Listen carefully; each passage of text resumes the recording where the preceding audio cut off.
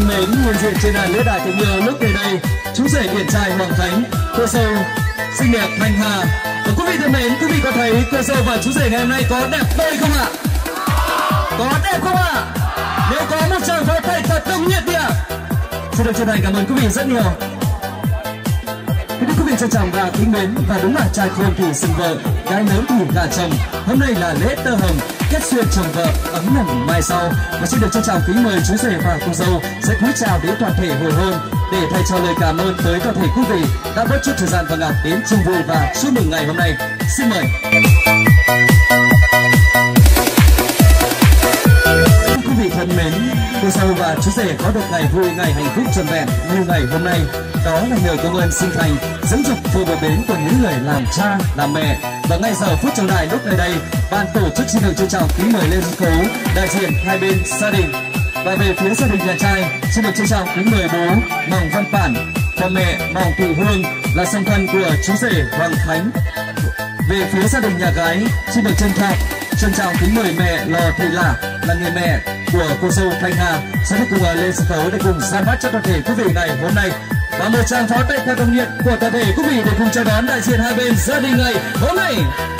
Phía gia đình nhà gái chưa thể có mặt được trong sân khấu lúc ngày đây ngay bây giờ, chính vì vậy mà toàn thể quý vị chúng ta sẽ được cùng thông cảm và bớt chút thời gian dành cho gia đình ngày hôm nay.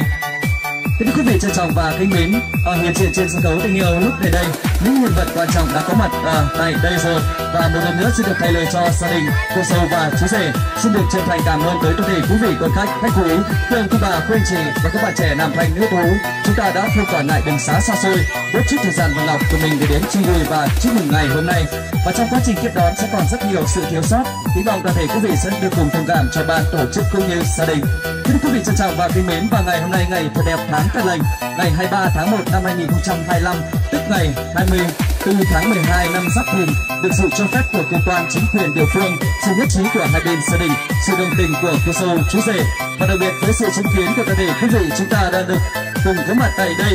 Và ngay giờ phút này đây, ban tổ chức xin được trân trọng tuyên bố đại lễ thành hôn dành cho chú rể Hoàng Khánh sánh diện cùng với cô dâu Thanh Hà xin phép được bắt đầu bằng một tràng pháo tay thật nồng nhiệt của toàn thể quý vị.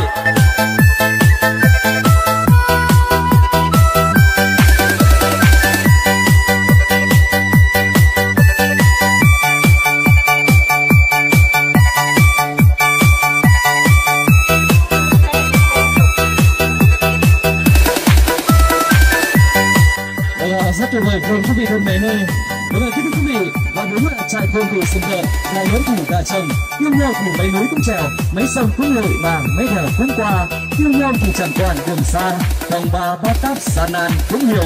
Và ngày hôm nay đây, đôi bạn trẻ Hoàng Khánh và Thanh Hà cũng đã thực hiện được ước nguyện của mình, đó là viết chung tên trên một tấm thiệp hồng.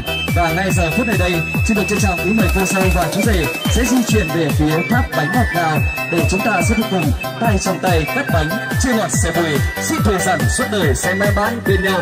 Xin được trân trọng kính mời cô dâu và chú rể.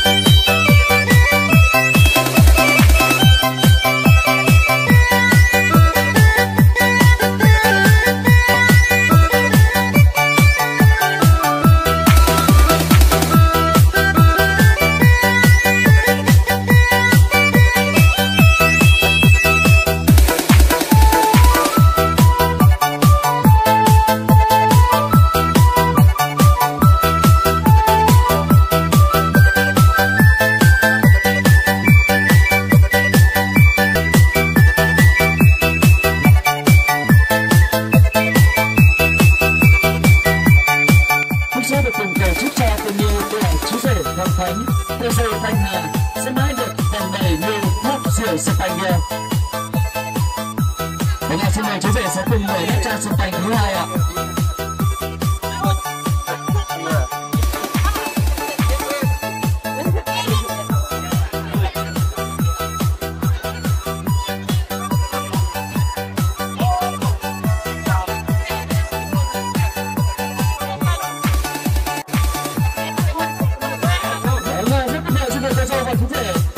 Sản xuất hơn các vị tình yêu là một nửa sản xuất hơn 6 chiếc tốt và ban tổ chức đã chuẩn bị sẵn ở trên bàn ạ.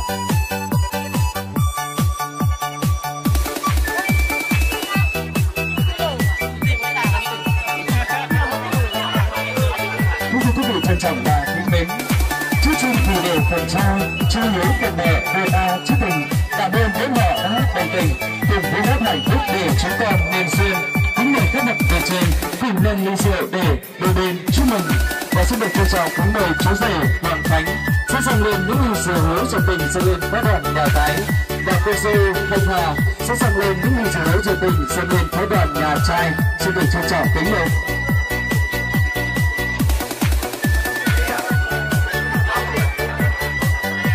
Và đến đây quý vị thân mến, chúng ta sẽ cùng rót những ly rượu của mình thật đầy để chúng ta sẽ cùng chúc mừng hạnh phúc dành cho cô dâu chú rể cũng như gia đình ngày hôm nay, được không ạ? Xin mời những ly rượu đầy của đời quý vị ạ. Sau đó tất cả tên này nào thái chén nào tên nào chúng ta để thông báo khởi máy chúng ta cũng sẽ tỏ này hôm nay. Bây giờ tất cả quý vị thân mến, chúng ta sẽ cùng hòa đến từ 1 tới 3 và hô một câu hai từ chúc mừng. Hai từ chúc mừng của quý vị càng lớn hơn nhiều thì tình cảm của quý vị dành tặng cho cô dâu và chú rể sẽ càng tuyệt vời bấy nhiêu. Bây giờ quý vị đã sẵn sàng chưa ạ? Vẫn còn hơi nhỏ ạ. Quý vị đã sẵn sàng hơn chưa? Vẫn còn ngay bây giờ.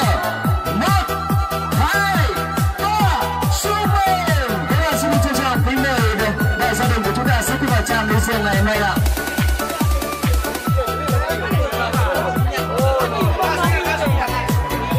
Xin được kính chúc cho đại gia đình sẽ cùng chặt keo sơn, và xin được kính chúc cho cô dâu chú rể sẽ trăm năm hạnh phúc đạt đời nghĩa vui vẻ.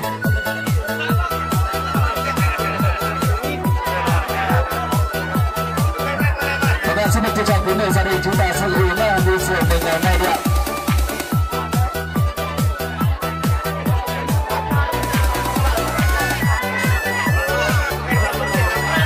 Xin mời chúng ta sẽ cùng tặng lại ly rượu của mình lên bàn tiệc ở phía trước. Thưa quý vị trân trọng và quý mến, các cụ ngày xưa có câu đi khách sang không ai tốt bằng mẹ, gánh nặng cuộc đời không ai thủ bằng cha, bày tỏ số môn mẹ nuôi con không lớn mà cả tấm tương đời cha che chở cho đời con.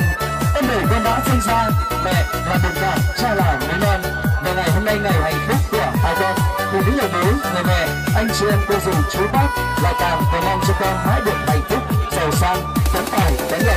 Và sau đây sẽ là những món quà, những kỷ vật mà ông bà, bố mẹ, anh chị em cô dì chú bác sẽ cùng trao tặng cho cô dâu và chú rể ngày hôm nay. Đó là và món quà đầu tiên ban tổ chức xin được trân trọng kính mời lên sân khấu. Đó là món quà đến từ ông bà ngoại. Đó là xin được trân trọng kính mời ông bà sẽ được cùng lên sân khấu để cùng trao tặng yêu thương, trao tặng giàu sang phú quý ngày hôm nay cho những người con người cháu của mình. Xin được trân trọng kính mời.